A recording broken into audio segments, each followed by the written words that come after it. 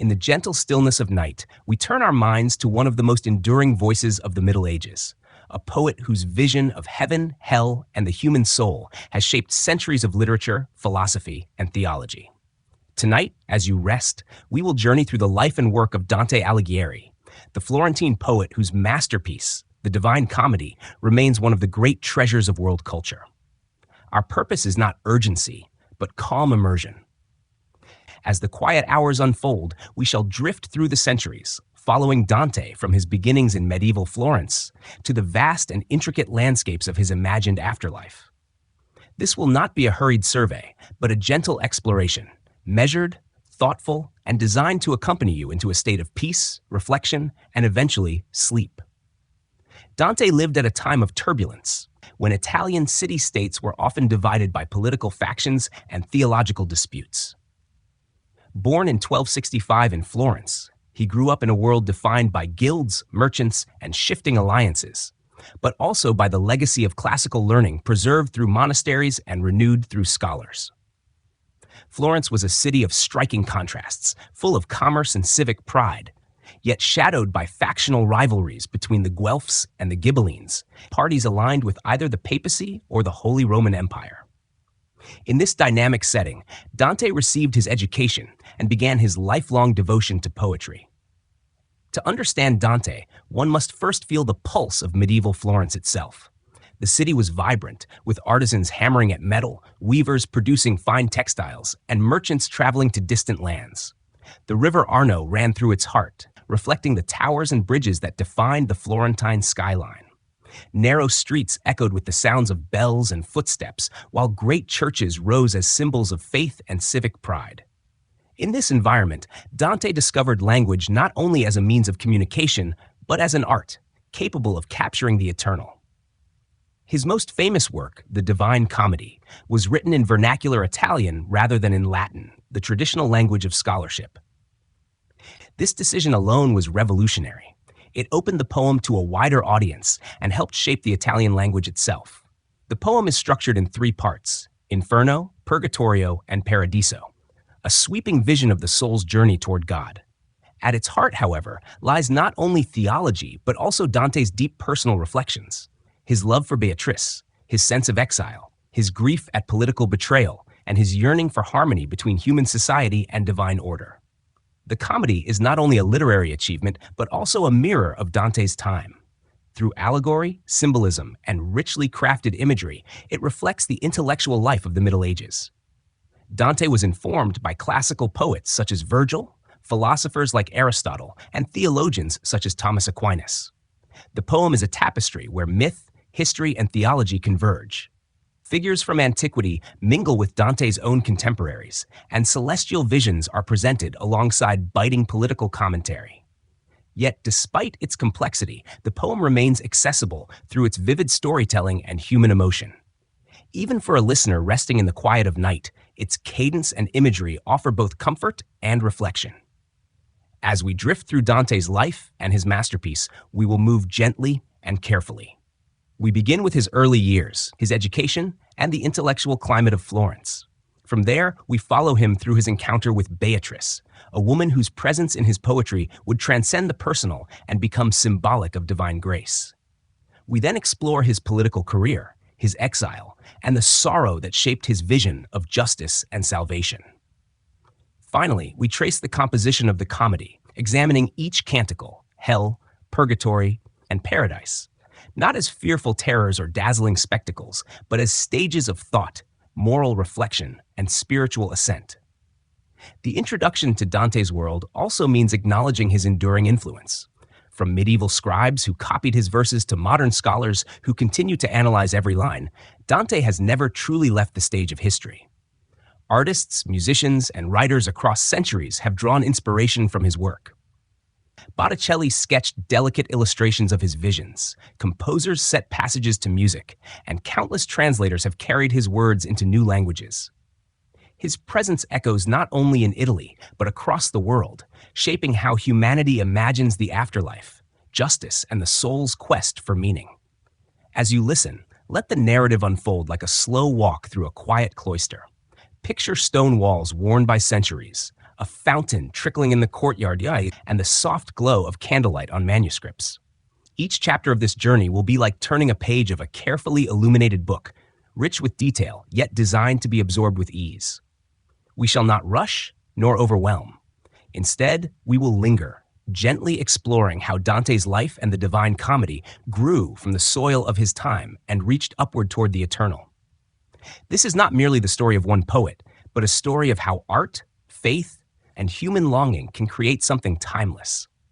To fall asleep to Dante's history is to let the rhythms of culture, memory, and imagination carry you across centuries. It is to feel the cool marble of Florence beneath your feet, to hear the faint chants of medieval liturgy, and to glimpse the stars as Dante himself imagined them.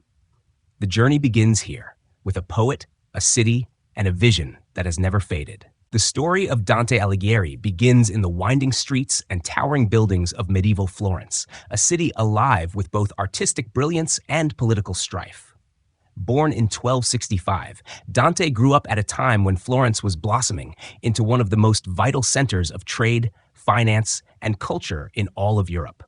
For the modern imagination, Florence often conjures the Renaissance, with its paintings, sculptures, and humanist philosophy. But even before that golden age, the city was a hub of mercantile wealth, bustling craft guilds, and intellectual ambition. Into this dynamic environment, Dante was born, the son of a family tied to the modest nobility, but without great fortune or power. His father, Alighiero di Bellincione, provided him a pathway into education and civic opportunity, though the Alighieri family did not rank among Florence's wealthiest elites. To picture Florence in Dante's childhood is to envision a city of contrasts. The Arno River ran through its heart, spanned by bridges lined with shops. Stone towers rose skyward, built by noble families as both dwellings and symbols of pride. Narrow streets echoed with the clatter of horses' hooves and the calls of merchants displaying fabrics, spices, and imported wares. Florence was a crossroads of Mediterranean trade, with caravans and ships bringing goods from faraway lands. But beyond commerce, there was a pulse of intellectual and artistic life. Churches and monasteries housed manuscripts, scholars, and clergy who debated theology and preserved knowledge. Guild halls oversaw the trades, providing structure and influence in civic affairs. It was in this environment that Dante's early sensibilities took root. The political landscape of Florence was turbulent. Two factions divided the city: the Guelphs, who supported the authority of the Pope, and the Ghibellines, who aligned with the Holy Roman Emperor. These struggles often erupted into violence, reshaping the balance of power with each shift in fortune. Dante's own family stood with the Guelphs, which meant that even from childhood, he was drawn into the realities of factional allegiance. Yet for a young mind, the city was not only about conflict, but also about inspiration. The architecture of Florence's churches, the rhythmic patterns of liturgical chant, and the stories of saints and poets all contributed to the formation of Dante's imagination. His education began with the trivium: grammar, rhetoric, and logic. In medieval Florence, the ability to master Latin grammar was essential for any educated citizen.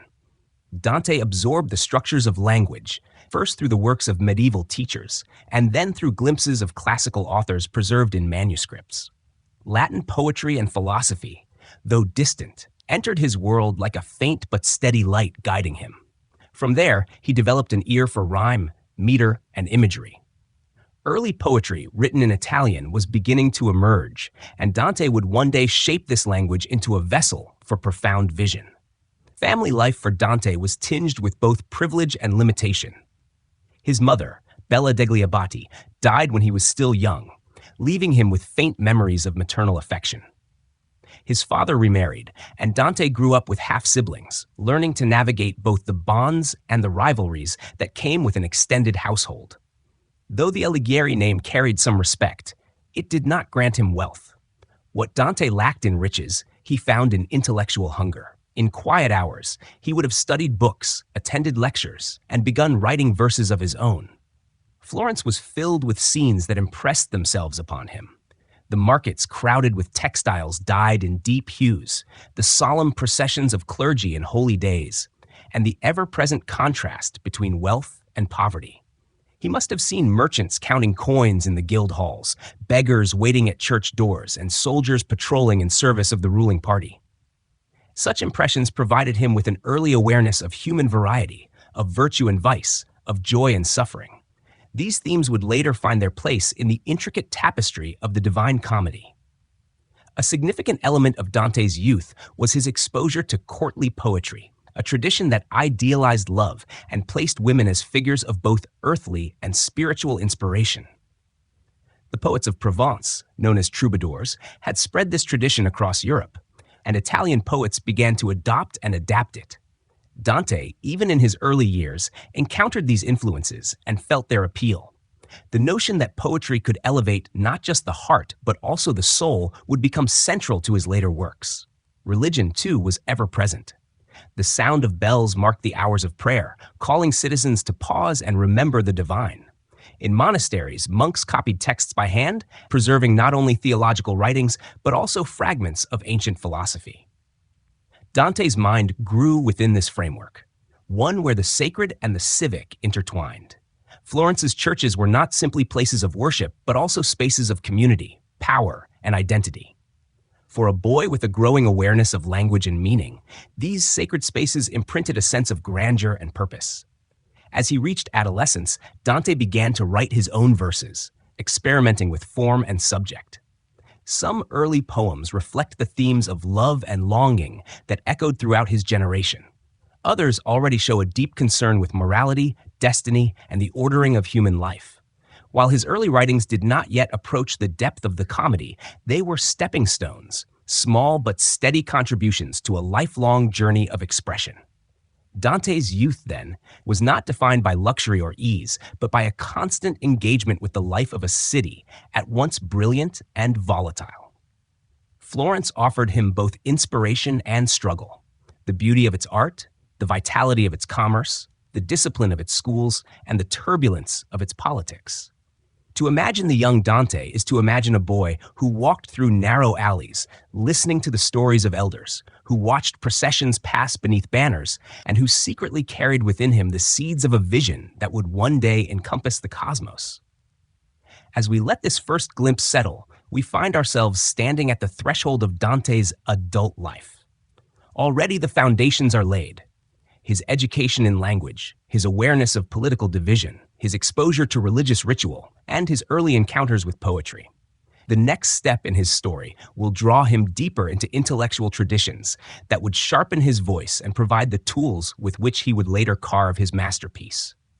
For now, as night deepens, we can rest in the thought of a young man wandering the streets of Florence, attentive, thoughtful, and quietly preparing for the work that would make his name eternal. As Dante moved from childhood into adolescence and young adulthood, the framework of his education began to take on clearer form. Medieval Florence offered opportunities for study, particularly for those with ambition and curiosity, and Dante made full use of what the city could provide. To understand his development, one must picture the schools and teachers of the 13th century. Modest in setting, yet rigorous in discipline, shaped by traditions that reached back to antiquity and forward into the rising scholastic universities of Europe. The foundation of Dante's learning lay in the trivium, the trio of grammar, rhetoric, and logic. Grammar provided mastery over Latin, the language of scholarship, law, and liturgy. Rhetoric taught him how to persuade, how to shape words into elegance and clarity. Logic gave him the tools of reasoning, allowing him to build arguments with precision. These three formed the backbone of medieval education, and Dante absorbed them with a seriousness that would later become evident in his verse. Beyond them lay the quadrivium, arithmetic, geometry, music, and astronomy. Though these subjects might seem distant from poetry, they trained the mind in patterns, proportion, and harmony. Dante's later visions of the cosmos, carefully arranged in celestial spheres, bear witness to this training. Florence, though not yet a university town on the scale of Bologna or Paris, attracted scholars and teachers who brought with them ideas circulating across Europe. Dante likely attended lectures by masters of rhetoric and philosophy, where Aristotle's writings were studied through translations and commentaries. The philosopher's emphasis on ethics, politics, and metaphysics left its mark. In Dante's later works, Aristotle is referred to as the philosopher, a title of highest respect. From him, Dante drew the conviction that human reason could discern order in the world and that virtue was central to human flourishing. The theological climate of the age was equally formative. The 13th century was marked by the towering presence of Thomas Aquinas, whose synthesis of faith and reason shaped scholastic thought. Though Dante may not have studied directly under Dominican masters, the influence of Aquinas was pervasive.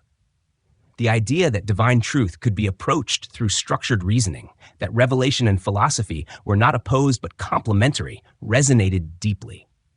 Dante's comedy later reflects this balance, a poem of faith informed by rational order, where each realm of the afterlife follows a structured moral logic. Dante's intellectual influences were not confined to formal study. Poetry, particularly the courtly tradition, was a living presence in his world. From Provence came the troubadours, whose verses of love and longing spread across Europe. In Sicily, poets had adapted these themes into Italian, experimenting with vernacular forms. Florence itself nurtured a community of poets, among them Guido Cavalcanti, a contemporary and close associate of Dante. Together, they explored what became known as the dolce stil novo, the sweet new style. This poetic movement emphasized refined language, inner emotion, and the transformative power of love. Cavalcanti's skeptical and often somber tone contrasted with Dante's more spiritual outlook, yet the dialogue between them sharpened Dante's vision. The vernacular, that is, the everyday language of the people, was itself a subject of Dante's intellectual reflection. In a world where Latin still dominated scholarship, Dante began to see the potential of Italian as a literary language. His treatise, De Vulgari Eloquentia, on eloquence in the vernacular, though written in Latin, argues passionately for the dignity of the Italian tongue. He envisioned a common language that could transcend regional dialects, uniting Italians through poetry and learning. This conviction guided his choice to write the Divine Comedy in Italian, making it accessible to a far broader audience. One of the most profound encounters of Dante's intellectual journey was with Virgil, the Roman poet whose Aeneid served as both a model of epic poetry and a moral compass. Virgil's portrayal of duty, destiny, and the founding of Rome resonated with Dante's own sense of civic identity. In the comedy, Virgil becomes more than an admired poet. He is Dante's guide through hell and purgatory, symbolizing human reason. The reverence Dante had for Virgil was not only literary, but also deeply personal. He saw in the Latin poet a mentor across time, a voice of wisdom bridging antiquity and the Middle Ages. Dante's exposure to philosophy extended beyond Aristotle and Aquinas. Through translations of Arabic scholars such as Averroes and Avicenna, he encountered interpretations of Aristotle that broadened the horizons of medieval thought. From Boethius, he inherited reflections on fortune, providence, and the fleeting nature of earthly goods. These thinkers provided him with categories and concepts that he would weave into the texture of his poetry. His imagination, though deeply Christian, was also philosophical, striving always to reconcile human reason with divine mystery. Education in Florence was not merely theoretical. Public life demanded eloquence, and rhetoric found practical use in courts, assemblies, and councils. Dante learned how to craft speeches, to analyze disputes, and to participate in civic discourse. This grounding prepared him not only for literary work, but also for the political career he would later undertake. His ability to articulate complex arguments and to present them with authority stemmed from years of disciplined study. The scholastic method, with its disputations and logical divisions, also left its imprint. The comedy itself, though a poem, often reads with the clarity of a structured argument.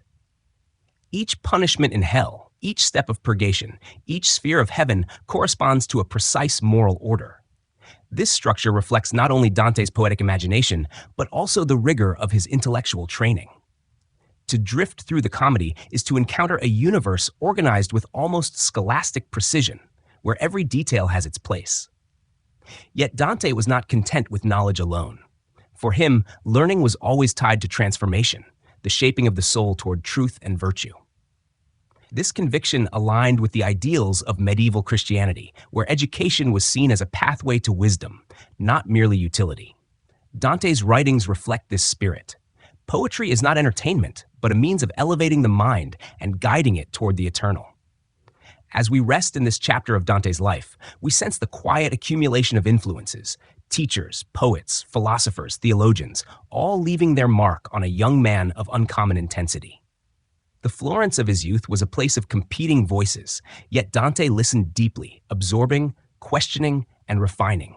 The result was a mind prepared not only to write verses, but to construct an entire vision of the cosmos. And so, as we leave this section, imagine Dante in his study, perhaps by candlelight, manuscripts spread before him. Outside, Florence buzzes with trade and conflict, but within, a young poet is weaving together Latin and Italian, philosophy and faith, tradition and innovation. His education is not yet complete, but the path is set. Soon, a chance encounter with a woman named Beatrice will redirect his vision and infuse his learning with a love that will transcend the personal, becoming a symbol of grace itself. Among all the moments in Dante's life, none is more quietly decisive and more enduring in memory than his meeting with Beatrice. She was not only a woman of flesh and blood, a Florentine like himself, but also a figure who would grow in his imagination until she came to embody the very principle of divine love and guidance. Their encounter, brief and seemingly ordinary, set in motion a lifelong poetic devotion. For those drifting gently towards sleep, this chapter unfolds like a delicate dream, an account of a boy's first glimpse of a girl, and of the way that vision would ripple through centuries of literature and art. Dante first saw Beatrice Portinari when he was 9 years old, at a gathering in Florence. He later recalled that she wore a crimson dress and that her greeting filled him with such wonder that he felt his soul awaken to a new kind of love. In the culture of medieval courtly poetry, such moments were often described with lofty exaggeration, but in Dante's telling, it carries the quiet sincerity of revelation. He described the event not as chance, but as destiny. The encounter marked the beginning of an interior journey that would thread through all his writings. Beatrice belonged to a prominent Florentine family, the Portinari, whose wealth and position placed them among the respected citizens of the city. Her life, however, did not overlap with Dante's in conventional ways. She married another man, Simone de Bardi, and their paths crossed only occasionally. Yet Dante's devotion was not diminished by separation or circumstance. He transformed her presence into poetry, first in youthful verses and later in his early work, La Vita Nuova, The New Life. This collection of poems and prose reflections charts his feelings for Beatrice, blending personal memory with spiritual allegory. La Vita Nuova is central to understanding Dante's encounter with Beatrice. It is not simply a book of love poetry. It is a meditation on how earthly love can elevate the soul toward divine love. Each poem is framed by commentary, in which Dante reflects on the meaning of his verses. Beatrice, in this work, becomes more than a woman. She becomes a symbol of virtue, purity, and grace. For Dante, she is the mediator between himself and God, a figure whose beauty and goodness draw him upward. To read La Vita Nuova is to glimpse Dante's inner life, where longing and reverence combine in a vision both intimate and transcendent. The concept of courtly love, which had traveled from Provence to Italy, provided Dante with a cultural language for his devotion. Poets of the time often described love as ennobling, capable of refining character and inspiring noble deeds. Yet, Dante's treatment of Beatrice differs from that of his contemporaries. Where other poets might dwell on physical beauty or social ritual, Dante turns Beatrice into a beacon of spiritual transformation. His love is not possession, but aspiration. He does not seek to hold her, but to follow the path she illuminates. The death of Beatrice in 1290 deepened the significance of their encounter. Dante, only 25 at the time, experienced profound grief. In La Vita Nuova, he records dreams and visions in which Beatrice appears as a figure of heavenly promise. Her passing did not end his devotion, but transfigured it. She became, for him, an immortal presence, her memory intertwined with his faith in eternal life. This loss gave Dante's poetry both its sorrowful depth and its hopeful reach. Beatrice's role in the Divine Comedy is the culmination of this lifelong devotion. While Virgil, symbol of human reason, guides Dante through hell and purgatory, it is Beatrice who takes his hand in paradise. She appears not merely as the beloved of his youth, but as a radiant figure of divine wisdom. In the poem, she rebukes Dante for straying from the right path and then leads him upward through the celestial spheres. Her presence is luminous, guiding him until he is ready to behold the vision of God. In this way, Beatrice becomes the link between human affection and divine revelation. The symbolic weight of Beatrice reflects broader medieval views of women in literature and theology. In a time when Mary, the mother of Christ, was venerated as the Queen of Heaven, women could also serve as figures of intercession and spiritual guidance. Dante's Beatrice shares in this role, not as a saint canonized by the Church, but as a personal vision of sanctity. For listeners, it is striking to note how a single encounter in Florence, magnified by memory and devotion, gave rise to one of the most enduring symbolic figures in Western literature. One might imagine Dante in the quiet of his room, reflecting on the memory of Beatrice, her voice, her presence in the streets of Florence, her sudden absence after her death. For him, memory was not static, it became creative, shaping his poetry into a bridge between the personal and the eternal. The Beatrice who lived in Florence became the Beatrice who shines in paradise. The poet, in turn, transformed his own grief into a narrative of hope, offering not only comfort to himself, but also a vision for all readers who long for meaning beyond loss. In our own quiet hours, we may find resonance in this story. Dante's encounter with Beatrice reminds us of how fleeting human moments can grow into lifelong inspiration. A smile, a word, a meeting in youth may seem small, but within the heart, such moments can unfold into a lifetime of reflection. Dante's devotion, far from fading with time, only deepened, becoming the axis of his greatest work. As we close this section, imagine Florence once more. Narrow streets filled with merchants, the sound of bells marking the hours, and amid the crowd, a young boy glimpsing a girl in crimson. The moment is simple, yet it becomes the seed of a vision that will carry him through exile, grief, and ultimately toward a radiant paradise. In this memory, preserved in poetry, we see how personal love can expand into a universal symbol, guiding not only the poet, but also all who read his work. To understand Dante fully, one must not only follow his poetic and spiritual journey, but also step into the fraught and restless world of Florentine politics. Dante was not merely a poet secluded in study. He was also an active citizen, drawn into the rivalries, ambitions, and conflicts that shaped his city. These engagements, though they eventually cost him his homeland, enriched his perspective and deepened the urgency of his writing. Florence, for Dante, was both a cradle of inspiration and a source of bitter loss. His exile, though painful, provided the distance from which he could craft the Divine Comedy, turning personal suffering into a universal meditation on justice, power, and destiny. Florence in the late 13th century was a city divided. The Guelph and Ghibelline factions had already clashed for decades, leaving scars on families and institutions alike. The Guelphs, Dante's own party, supported the authority of the Pope, while the Ghibellines aligned with the Holy Roman Emperor. Yet even within the victorious Guelphs, new divisions arose. They split into white Guelphs and black Guelphs, with the whites resisting papal interference in Florentine affairs, and the blacks aligning themselves closely with Rome. These conflicts were not abstract, they were lived out in the streets, through riots, councils, and shifting alliances. Dante, by birth and inclination, entered into this world of civic responsibility.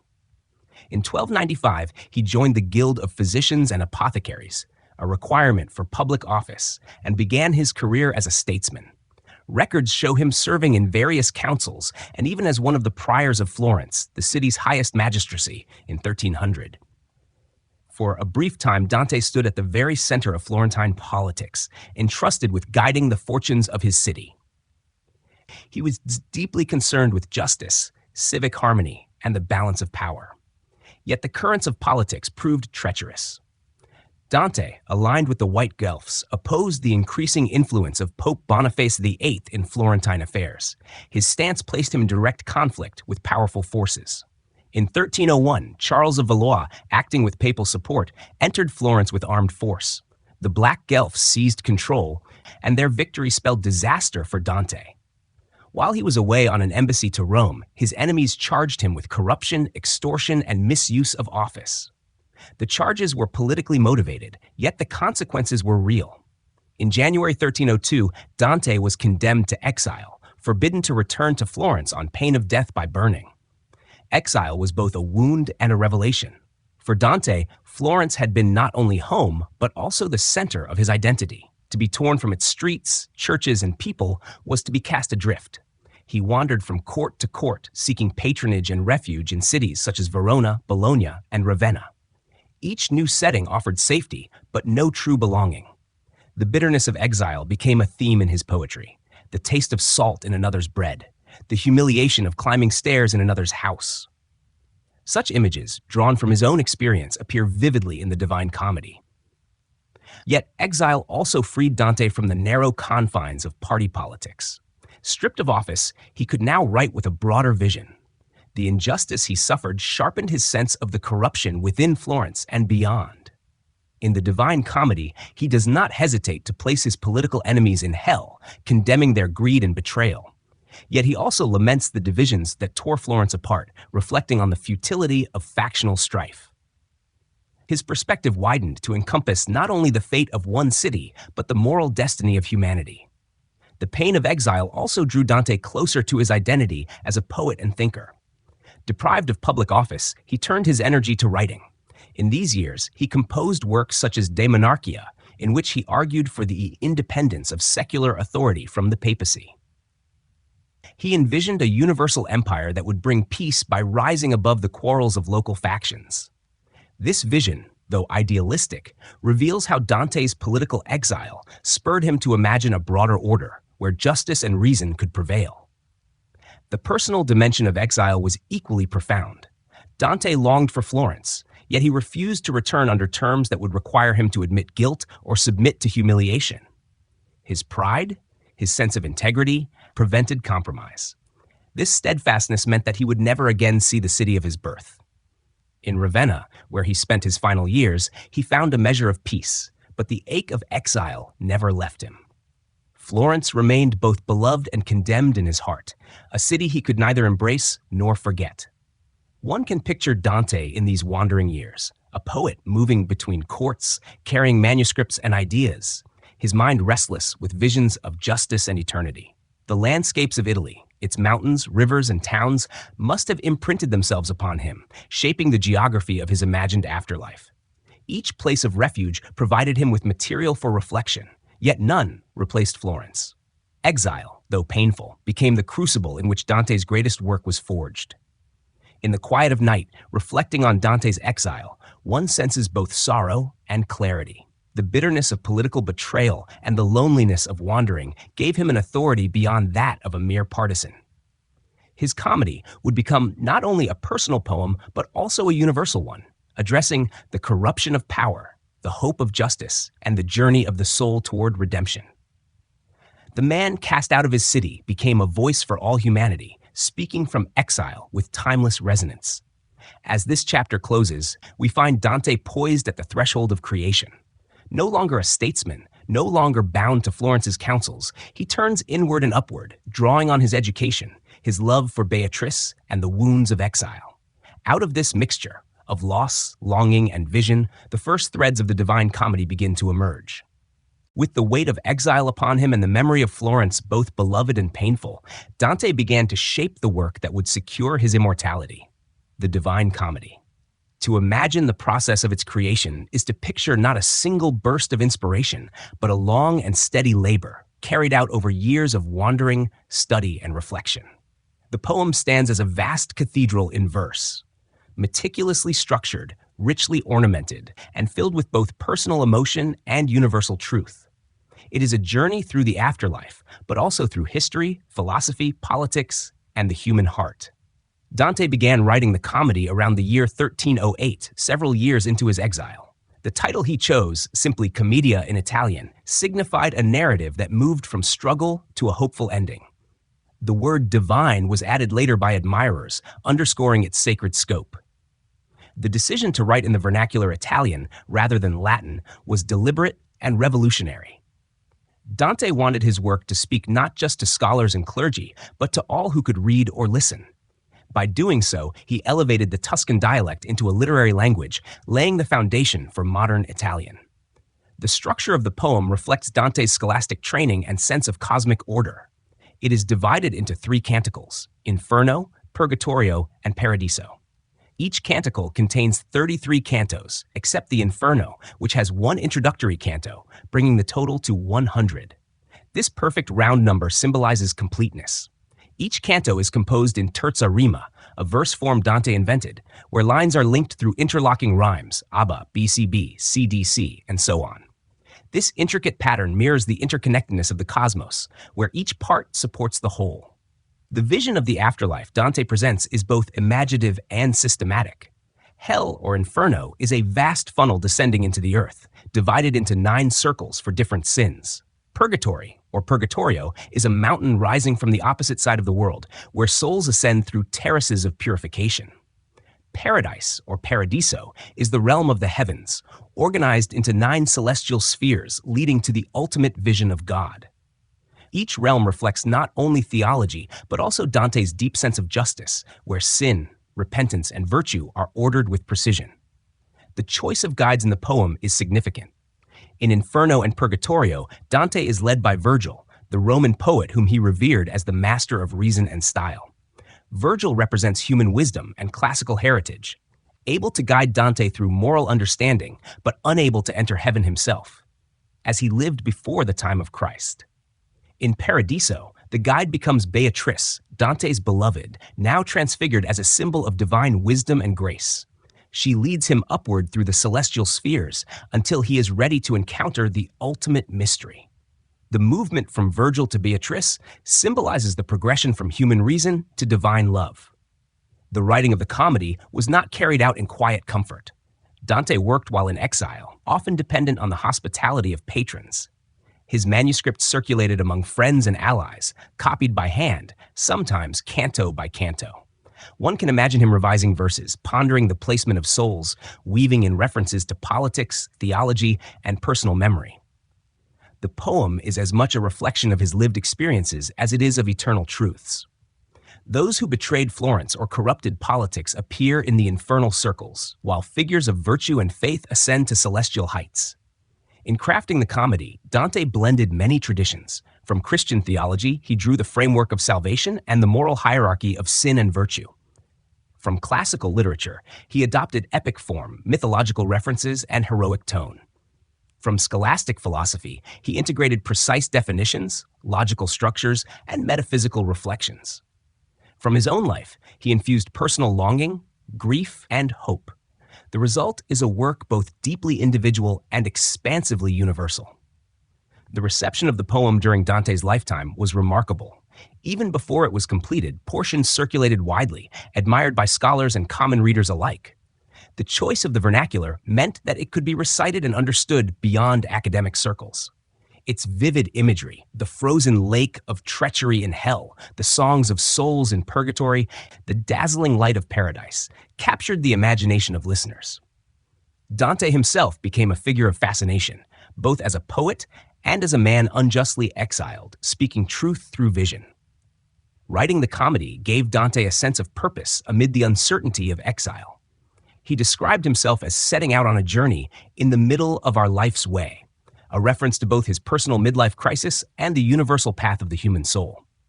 The opening lines, where he finds himself lost in a dark wood, resonate with anyone who has felt confusion or despair. Yet the poem moves steadily upward, from darkness into light, from confusion into clarity. This arc reflects not only Christian hope, but also Dante's own determination to find meaning beyond his losses. To picture Dante at work on the comedy is to imagine a man sustained by vision, writing by the light of candles, perhaps dictating to a scribe, his mind weaving together all he had studied and lived. Outside, the world was uncertain: wars, shifting alliances, the insecurity of exile. But within his poem, he constructed a cosmos of perfect order, where justice was done, where love guided the soul, and where truth shone eternal. As this chapter draws to a close, we sense how Dante's life converged into the comedy. His education, his devotion to Beatrice, his exile, his political wounds, and his spiritual longing. The poem is not merely a product of genius, but of necessity, born from a man who had lost his city, yet gained a vision of eternity. As we drift into the next section, we will descend with him into the Inferno, tracing the contours of hell as he imagined them: dark, precise, and strangely compelling. The Inferno, the first canticle of the Divine Comedy, begins not in the fires of hell, but in a dark wood. Dante tells us that midway through life's journey, he finds himself lost in a forest with no clear path forward. The scene is allegorical. The forest represents confusion, sin, and the disorientation of a soul separated from its true purpose. As he struggles to climb a hill of light, he is blocked by three beasts: a leopard, a lion, and a she-wolf, symbols of sin, temptation, and despair. At this moment of peril, Virgil appears, sent to guide him on a journey through the afterlife. The descent into hell follows. The Inferno is structured as a great funnel beneath the earth, narrowing as it descends into 9 circles. Each circle corresponds to a category of sin, ordered by severity. The deeper one travels, the greater the distortion of love, the further from divine order. Hell is not chaos, but rather the embodiment of perfect, if terrifying, justice. At its entrance stands the famous inscription, "Abandon all hope, you who enter here." These words, carved above the gate, mark the transition from the world of the living to the realm of eternal consequence. The souls within are those who refuse to choose in life, the indifferent, neither virtuous nor wicked. Their punishment is to chase endlessly after a banner, stung by insects, never at rest. For Dante, neutrality itself is a sin, for it reflects a refusal to commit to good or evil. The first true circle is limbo, where virtuous pagans reside. Here dwell figures like Homer, Horace, and even Virgil himself, souls of noble reason who lived before the coming of Christ. They are not tormented by physical pain, but suffer a gentle sorrow, forever separated from the divine presence. Dante, deeply respectful, places them in a dignified setting, acknowledging both their greatness and their incompleteness. From here, Dante and Virgil descend through the circles of lust, gluttony, greed, wrath, and heresy. Each sin is mirrored by its punishment, a principle known as contrapasso, the fitting correspondence between crime and consequence. In the circle of lust, souls are swept by fierce winds, unable to rest, just as in life they were carried away by passion. Among them, Dante meets Paolo and Francesca, lovers condemned for their affair. Their tender story moves Dante to tears, showing how even in hell, human sympathy lingers. In the circle of gluttony, souls lie in foul slush, battered by cold rain, reflecting their excess and waste. The circle of greed contains those who hoarded and squandered wealth, rolling heavy weights in eternal futility. The wrathful fight each other in the swampy river Styx, while the sullen sink beneath its surface in silence. Each image is vivid, not merely for shock, but to reveal how sin distorts the soul and binds it to futility. As the journey deepens, Dante encounters heretics in flaming tombs and the violent punished in a river of boiling blood. The suicides, transformed into thorny trees, speak through broken branches when wounded, a haunting image of despair. In contrast, blasphemers lie upon burning sands, scorched by fire raining from the sky. Each scene is crafted not only to terrify, but also to reflect moral truths, revealing the consequences of choices. Perhaps the most chilling is the 8th circle, Malabulge, reserved for fraud. Here, Dante describes 10 ditches filled with grotesque punishments, flatterers immersed in filth, hypocrites weighed down by heavy cloaks, corrupt officials plunged in boiling pitch. The imagery is sharp and satirical, reflecting Dante's disdain for deceit in civic and religious life. Many figures are his contemporaries, political rivals, or corrupt clergy. Through these portraits, the Inferno becomes not just a vision of the afterlife, but also a commentary on the society Dante knew. Finally, at the very bottom lies treachery. Here, traitors are frozen in ice, trapped in varying depths according to their betrayal. It is a striking reversal. Hell's deepest pit is not fiery but frozen, the absence of warmth symbolizing the absence of love. At the very center stands Satan himself, vast and monstrous. With 3 faces chewing endlessly on Judas, Brutus, and Cassius, the betrayers of Christ and Caesar. His wings beat a cold wind that keeps the lake frozen, his struggle eternal but futile. Dante and Virgil escape by climbing down Satan's body, passing through the center of the earth and emerging beneath the stars of the southern hemisphere. This moment marks not only the conclusion of their descent, but also the beginning of ascent. From confusion and despair, Dante moves toward purification and hope. The Inferno is more than a catalog of horrors. It is a mirror of the moral order, showing how each sin, when pursued to its end, leads to bondage and distortion. The vivid punishments serve as illustrations of truth, that sin is not merely an external act, but a turning of the soul away from love and order. Through his journey, Dante invites readers to reflect on their own lives, not with terror alone, but with the hope of turning toward the good. As we rest upon this vision, let us picture Dante and Virgil stepping out beneath the night sky, the stars glimmering above them. The descent is complete. The weight of hell has been borne. Ahead lies the mountain of Purgatory, where hope begins to rise once more. From the frozen silence of treachery, the soul now moves toward the warmth of repentance. The journey continues, steady and calm, carrying us upward, ever upward toward light. After the grim descent of hell, Dante and Virgil emerge into a world transformed. They come forth to see the stars, a moment of release and renewal, and find themselves at the shore of a great mountain rising from the ocean. This is Mount Purgatory, the only land in the southern hemisphere, a place where souls ascend toward purification.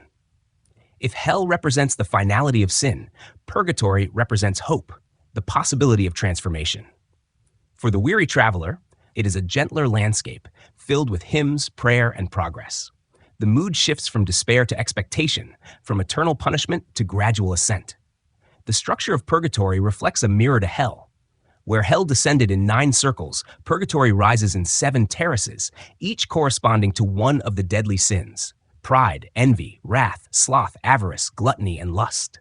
The souls here are not damned but saved, destined for paradise, though they must first be cleansed of the remnants of sin. At the base of the mountain lies anti-purgatory, where souls delayed by negligence wait before beginning their climb. Some linger here because they repented only at the moment of death. Their wait is long, but it is filled with the promise of eventual ascent. The imagery of purgatory is suffused with light and music. Dante describes the dawn sky, the songs of souls as they chant psalms, and the presence of angels who guard each terrace. Unlike the wails of hell, here there is harmony and encouragement.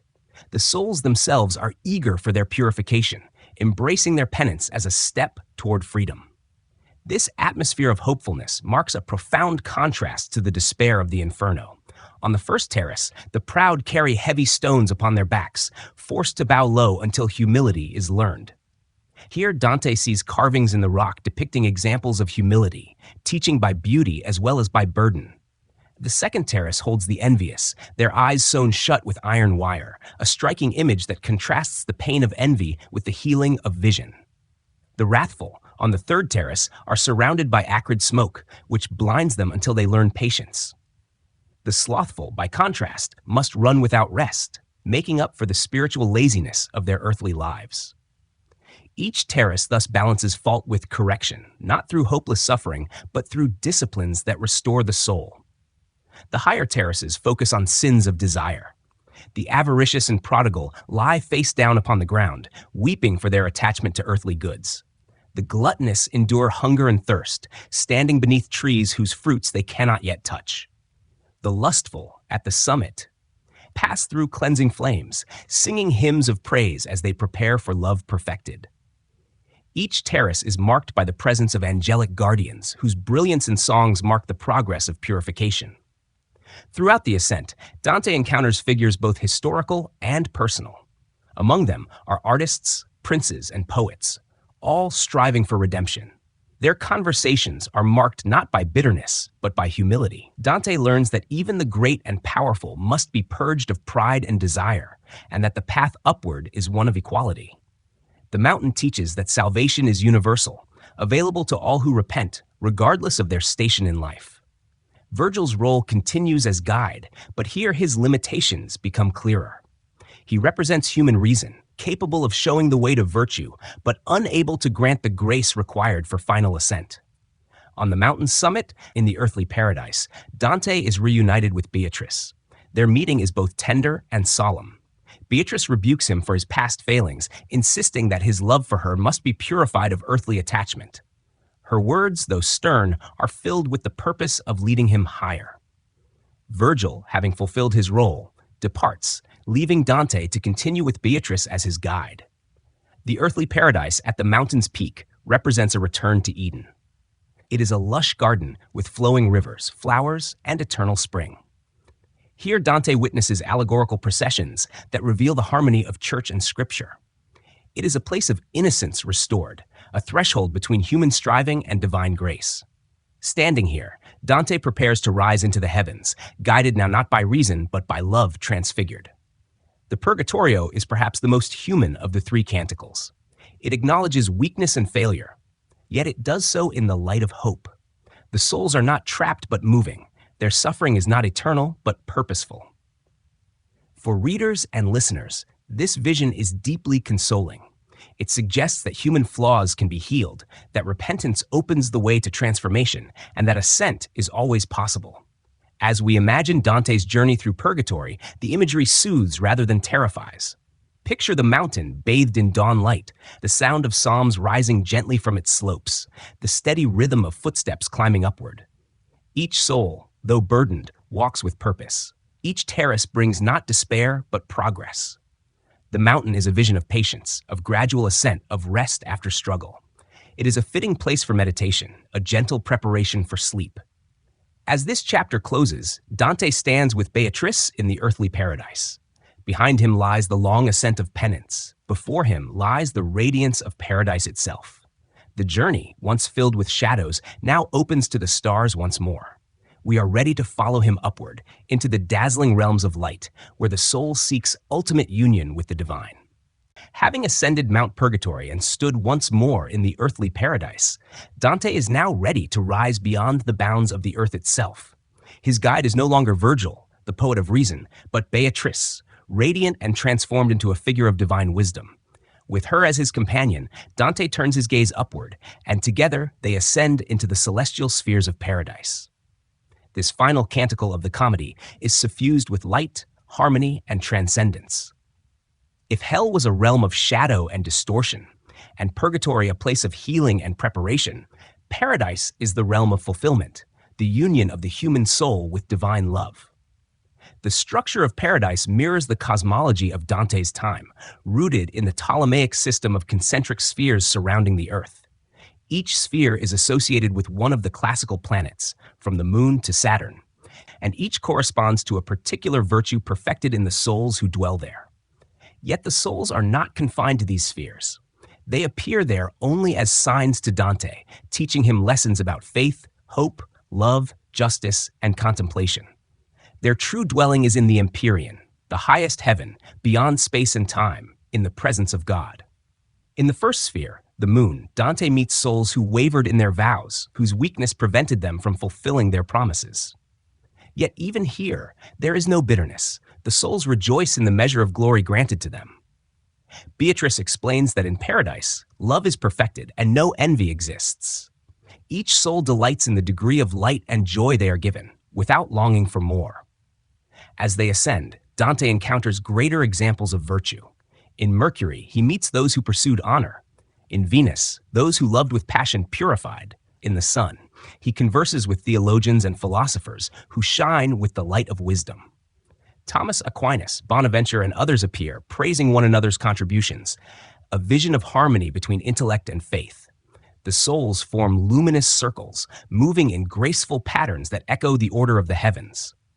In Mars, Dante meets warriors of faith, martyrs, and crusaders whose courage was dedicated to God. In Jupiter, he beholds a great eagle formed of souls, symbolizing divine justice. The eagle speaks with a collective voice, teaching that divine justice surpasses human understanding. In Saturn, he meets contemplatives and monks, radiant figures who devoted their lives to prayer. Each sphere deepens Dante's vision, moving him from admiration of individual virtues toward comprehension of divine unity.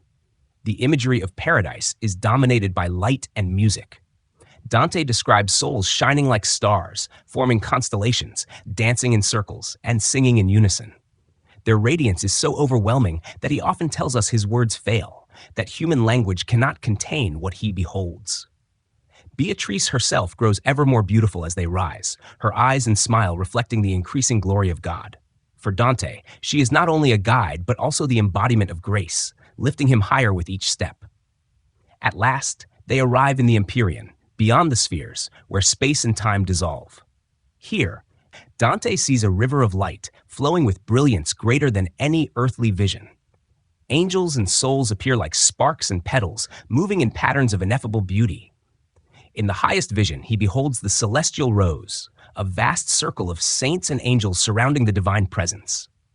Within this rose sits the Virgin Mary, radiant above all others, and near her, figures of patriarchs and apostles. The scene is one of perfect harmony, where all creation rests in love. Dante's final vision is of God himself, not as a figure but as pure light.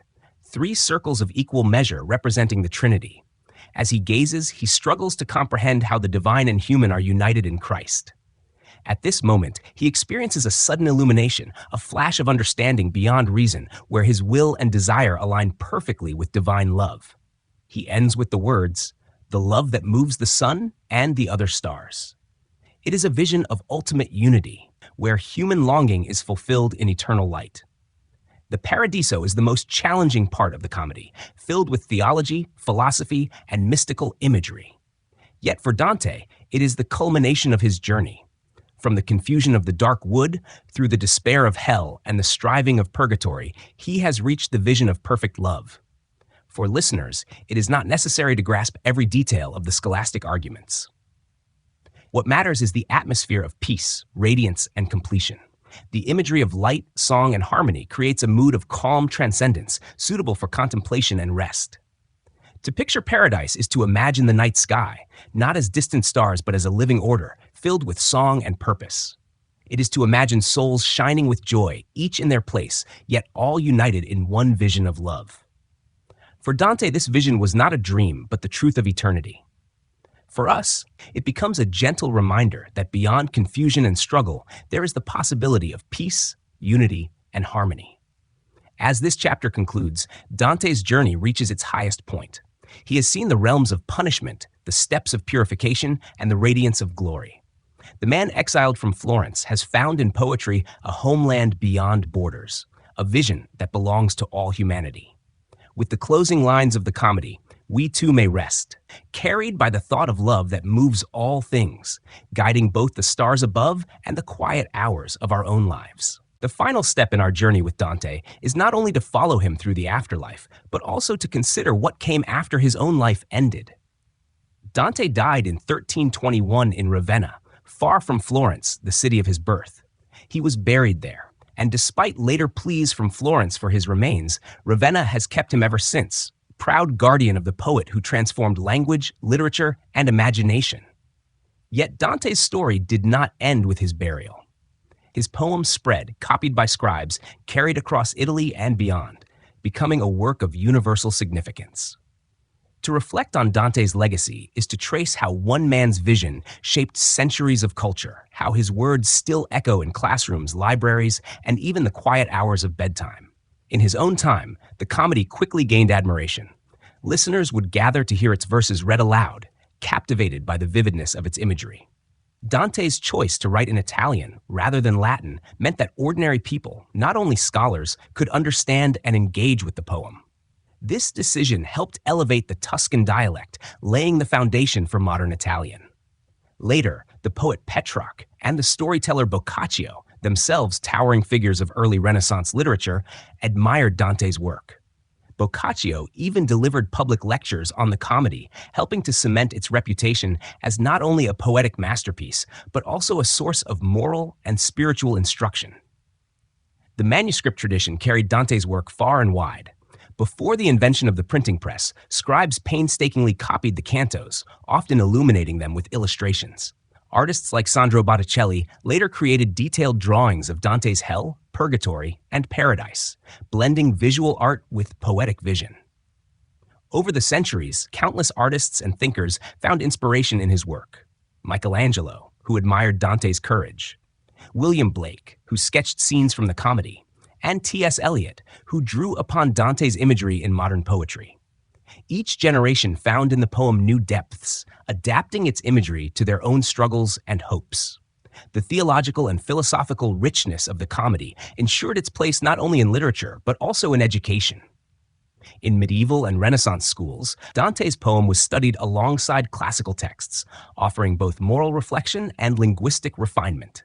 Its use of terza rima challenged poets to master interlocking rhyme, while its moral allegories encouraged reflection on justice, mercy, and grace. For centuries, it has remained a touchstone of literary study, translated into countless languages, each version striving to capture its rhythm and music. Beyond literature, Dante influenced how people imagine the afterlife. His visions of hell's circles, purgatory's terraces, and paradise's spheres became part of Western cultural memory. Artists, writers, and even preachers drew upon his imagery to describe the fate of the soul. The idea of poetic justice, where punishments mirror sins, owes much of its vividness to Dante's imagination. Even today, when people speak of the seventh circle of hell or the gates of paradise, they echo Dante's voice. Politically, Dante's writings also left their mark. His treatise De Monarchia argued for the separation of spiritual and temporal power, a bold stance in an age when papal authority sought supremacy. Though controversial, his vision of just governance and the harmony of church and empire influenced later debates about the role of religion and politics. His exile gave him a unique perspective. He was both a critic of his city and a visionary who longed for unity beyond faction. Culturally, Dante became a symbol of Italian identity. During the Renaissance and later, in the period of Italy's unification, he was celebrated as the father of the Italian language. His portrait appeared in civic buildings. His verses were recited at patriotic gatherings. To speak Italian was to inherit Dante's legacy, for his comedy helped to standardize the language. Even today, in Florence and throughout Italy, his memory is honored with statues, festivals, and scholarly conferences. Yet Dante's legacy extends far beyond Italy. In the English-speaking world, his poem was translated by figures like Henry Wadsworth Longfellow in the 19th century, who admired both its artistry and its moral vision. In modern literature, echoes of Dante appear in works as varied as James Joyce's Ulysses and T.S. Eliot's The Waste Land. His influence crosses not only languages, but also genres, from novels to films, from operas to visual art. The universality of his vision ensures that he is not confined to a single culture, but speaks to the human condition itself. The endurance of Dante's work rests on its balance of particularity and universality. On one hand, the comedy is filled with specific figures from Dante's own time, Florentine politicians, popes, and princes. On the other hand, its structure of sin, repentance, and redemption addresses every soul. Its questions, what is justice? What is love? What is the destiny of humanity? Remain timeless. Thus, even as we read it centuries later, it feels both historical and immediate. In reflecting on Dante's legacy, we return to the image of a man in exile, wandering from court to court, carrying with him not riches but a vision. Out of personal loss, he created a poem that embraced the cosmos. Out of political betrayal, he fashioned a vision of justice. Out of love for Beatrice, he crafted an image of grace that leads the soul to God. His life was marked by sorrow, yet his words became a source of beauty and hope. As listeners drifting into rest, we can let Dante's legacy settle like a gentle echo. His poem reminds us that life is a journey, often through confusion and exile, but one that can lead upward through patience, love, and vision. To fall asleep to Dante is to let the cadence of his imagination guide us beyond the dark wood, through trials and learning, toward the harmony of stars. His legacy is not only a monument of literature, but also a gift for contemplation. And so we end, as Dante ended, with the words that have resonated for centuries, that all things move by the love that turns the sun and the other stars. In that vision, he found peace. In that rhythm, we too may find rest.